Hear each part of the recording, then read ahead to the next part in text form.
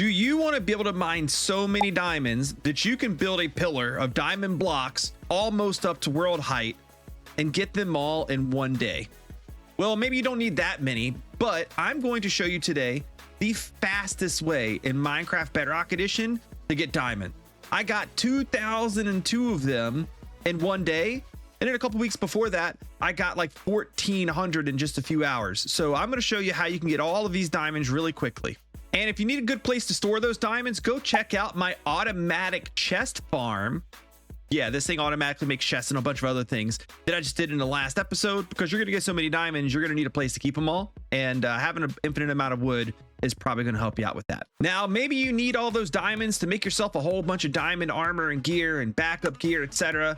Or maybe you're using it all to make copies of netherite templates so you can make yourself your diamond armor into netherite. Or maybe you're starting to do a whole bunch of armor trims and you need diamonds to make copies of your armor trims as well.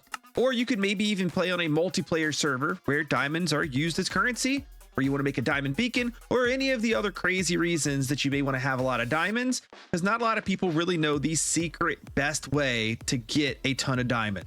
This is not a video for, hey, I need to go find diamonds for the first time. We are getting much more technical and advanced than that.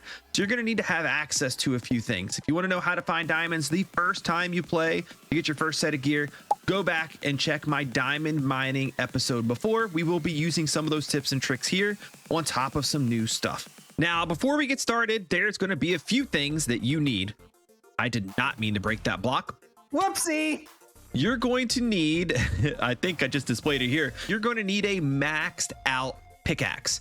That pickaxe needs to be netherite. So you're going to need to get a netherite template to upgrade your diamond pickaxe. You're going to want that pickaxe to have fortune 3 to get you the maximum amount of diamonds per ore mined. You're going to want unbreaking 3 so your pickaxe lasts a long time, and efficiency 5 so it mines at maximum speed, and mending so as you mine up your ores, it will mend itself back up. You're also going to want to conquer one of these, or maybe multiple of these ancient cities, because you are going to need to get swiftsneak 3 on your leggings to allow you to sneak faster. There's one other thing that you're going to need as well. I don't have a video on this yet, but I can just show you right here. It's actually kind of easy recipe. You are going to want to have a brewing stand, and you are going to have access to nether wart, which you can find in nether fortresses, to brew up a potion of night vision. And you're going to want that potion to last the maximum amount of time. So we're going to drop in our nether wart, then a golden carrot. That gives us a 3-minute night vision potion, and then a redstone dust to make that 3-minute into an 8-minute potion. I recommend making yourself a lot of these depending on how long you're going to be mining, because we are going to be using quite a few of them. They are quite important for speeding up this process. Now, before we move on, did you know that I have merch? Meet the Hide and Seek Warden product line. My live streams sometimes ask me to draw things in MS Paint. You guys wanted to see these drawings become merch, so together with you, I made the Hide and Seek Warden. This design isn't about me, it's about you wanting to express how much that you like Minecraft. So be sure to visit my store on my channel page here on YouTube and browse through all the amazing products I have available, and keep a lookout because there are more coming. Let's talk about a few important things before you actually start mining that you need to think about and know. First of all, you're going to come across a lot of stuff while you're mining for the diamonds. It's up to you what you want to keep and what you don't. I end up finding that, I have a farm for redstone dust now, I have a farm for gold, so I don't really worry about any other ores. Lapis, none of it. If I pick it up in the process, okay, but I don't waste my time mining it. Second of all, you are going to get an epic ton of deep slate. I've gotten so much deep slate that I just don't even bother picking it up anymore, but you do run across a pretty decent amount of gravel and or flint, depending on what type of shovel you carry, and a decent amount of tuff. I know I'm going to be building a lot with tuff this season, so I'm keeping all of the tuff. And what I'll usually do once I get out there is I will pre-fill a lot of my slots for tuff, pre-fill a few of my slots for flint. That way, as I go through, I just pick that up and I don't really pick up much, maybe if any at all, of the cobble deep slate, because I just don't need it. Second, especially if you are worried about getting like extra of that kind of stuff, get rid of any extra things in your inventory that you don't really need to have with you. I do need a water bucket. I might need rockets depending on if we find caves, so I'll keep them. Torches I probably don't need, but I do like to sometimes mark things with torches. So I may keep those even as well. But I don't need an axe. I don't need a silk touch pick. And then you may or may not want to keep a bow and a sword on you, depending on if you find some caves. I'm going to keep them on me just in case. We're going to have our 2 night vision potions, and I don't really worry about carrying empty shulker boxes to put stuff in or anything, but you may want to do that if you're going to get a lot of the cobbled deep slate.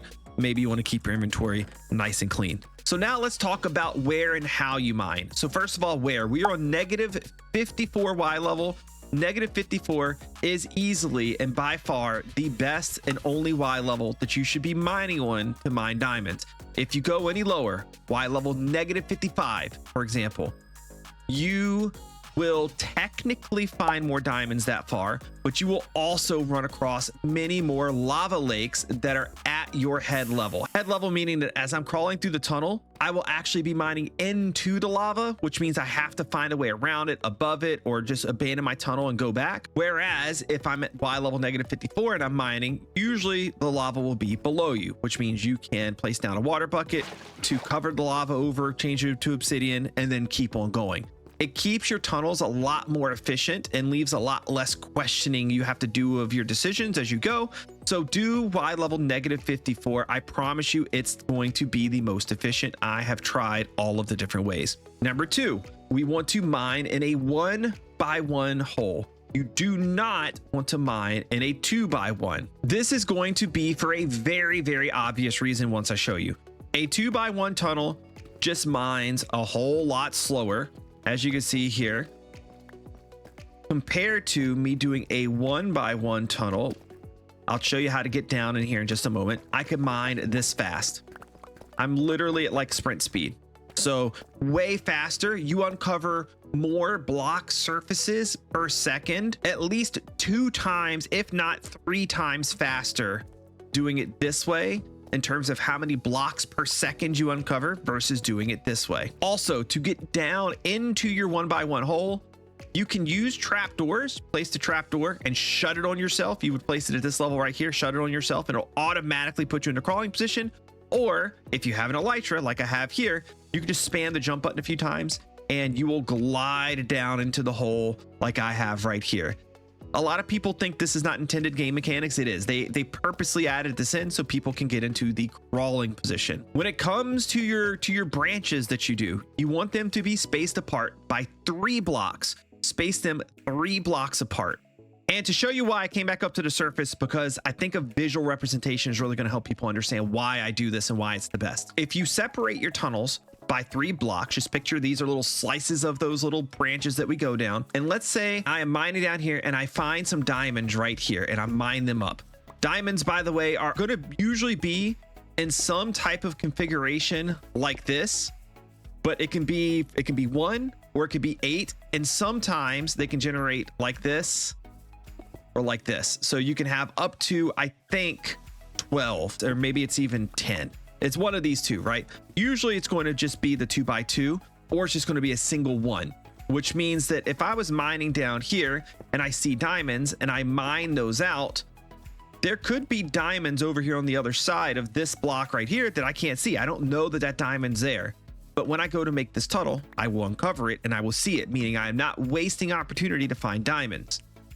The only time that you're really like overlapping in a way that you're kind of wasting your time is when you get these 4 wide diamond veins that go over by 2 blocks, right? If I come over here and I mine these out, I already have uncovered these blocks right here. So when I'm going through and digging my tunnel, these blocks have technically already been uncovered. I already know that there's no diamonds on this side of this path. Here's the thing though. If you do a 2 wide tunnel and I find a single diamond and I mine it out, I already know what's on this block. So if I come down through here, I've wasted an opportunity because I've already seen that block. I already know what's there. If I find a 2 vein like this, that's like wider, then I've already mined through to what would be the next tunnel.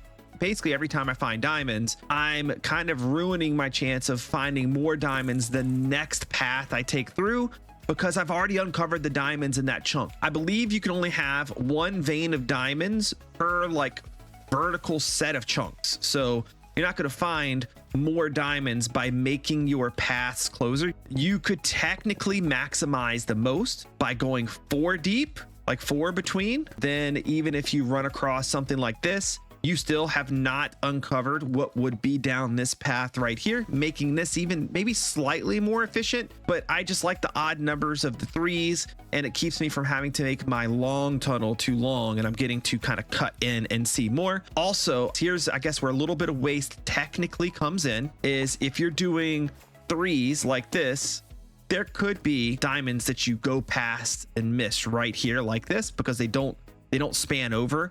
Maybe they span up or just across, but they don't span over. So you will miss some diamonds this way. But if you do it this way, you're going to miss even more, because you're going to miss those 2 wide stacks on both sides. Take that information for what you will. There's pluses and downsides to each method. Pick the one that you think makes the most sense to you. Here is where all of this stuff comes together to make this method extremely fast. And I'm going to tell you why this is only able to be done on Bedrock Edition. So deepslate cannot be insta-mined, kind of. If I sit here and hold down the button to mine it, you see it takes a second or so for it to be mined up, right? But on Bedrock Edition, there's a little bit of a trick, a bug, I guess you could say, that's been in the game literally ever since Bedrock Edition has existed, where if a block is on the edge of your mining range, it instantly mines. So if I get up here and start mining and just hold down the forward button, you see I get stopped along the way each time I go to mine, because it takes too long to mine the block. Now, if I do this at max distance and hold down the forward button, you see I'm instantly mining it. I'm able to indefinitely go forward without having to stop and mine the blocks faster. Now, we have one more thing that's a Bedrock Edition exclusive. On Bedrock and Java Edition, you get these swift sneak pants on, and you crouch and move at a faster speed. It's pretty nice, right? This is the speed with the swift sneak. This is the speed without the swift sneak. Big difference, right? Now, here again, the speed with swift sneak, but on Bedrock Edition, guess what? Not only can you swift sneak crawl, you can sprint sneak crawl. This is normal speed and then sprint. We move a little bit faster. It's a noticeable increase in speed. So what does this mean? On Bedrock Edition, we can sprint, sneak, insta mine, deepslate. Java Edition, they can't do that. This is Sparta! So what happens when we put all this together in practice? This is what you get. You come down here to where you're going to be mining, and you give yourself a little bit of space going this way. And I like to bring myself 4 night vision potions per trip. Each potion lasts 8 minutes. What I'll do is I'll get down in my little hole here. I will drink 1 potion, and I will go in one direction for 8 minutes. Once my potion is wearing off and I get to the end, I will then mine over by 1, 2, 3, 4 blocks, giving myself that 3 block gap. And then I will mine back in the other direction, which will mean that the whole trip back, I come back out and I would end up right here, 3 blocks away from here. I mined 8 minutes down, 8 minutes back. And then I'm just going to go straight across this side. I'm going to go in this way and do my 8 minutes down this way, take a right, mine 3 blocks over, and then travel my 8 minutes back, and I'll get right here. I will have done what I would call 2 trips, one trip around and then another trip around, at which point I'll go where I'll take all the stuff that I've gotten, my diamonds, my flint, my tuff, whatever you keep, you can then take it down, go do a little drop off, get yourself some new potions, and then go again. You wanted to, you could be even more efficient, carry your ender chest, carry some shulker boxes. You could do it all from there too. I just figure it's a good time to take a very short break to unload and come back and then go back into the tunnels. And one final thing, this is going to be a little myth that I bust. A lot of people think that if you mine on chunk borders, you get more diamonds. On average, this is false. And I'm not going to spend a whole lot of time explaining this, but if you have a chunk border, say this is it is possible to find a vein of diamonds right here and a vein of diamonds right here. I've done that. I've run across 16 like diamond ore before. It's insane. Like I got so many diamonds. It's all still the same chance to find it. At the end of the day, the odds of finding diamonds are the exact same, and the amount of diamonds that you find are going to be the exact same.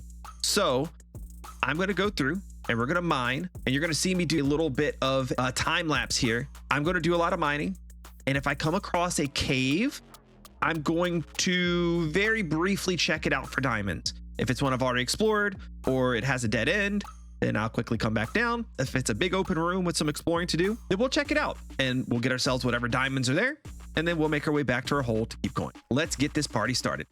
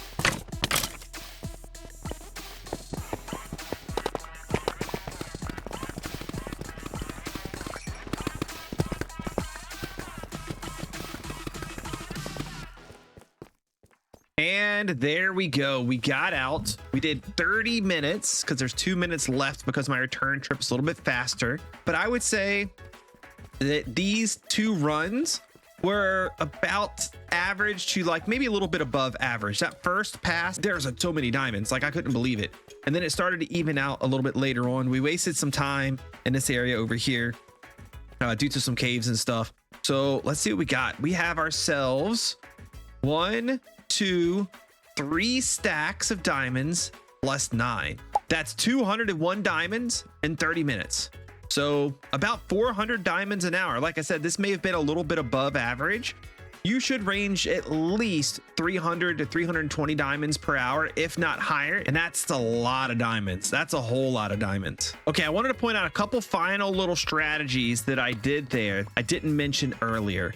So you may have noticed that sometimes when I was mining down my path and found a diamond ore, I would mine blocks around it if there was only like 1 or 2 there, because sometimes you may find that the other diamonds are connected diagonally. So I might have to, while down here, kind of cut in a little bit to uncover one of those extra diamonds, or dig down or wherever, dig a couple blocks around any diamonds that you find, because you may find yourself some more. Another little trick is you may have seen that when there was stuff in there that I wanted, diamonds, right? Rather than jumping in and having to like dig my way out and jump and get back down in a crawling position, sometimes I would just make it nice and easy. I would just put a couple blocks in there and push the diamonds up to me so I could grab them and keep going. And I would sometimes do that in this type of scenario too, where instead of like getting out of my hole and then having to get back in, I would just like do this number so I can keep going straight. Just a couple of little simple time savers. They may all be little ones in the moment, but over the course of a longer period of time, they do add up. Anyways, I got 22 diamond blocks and 30 diamonds.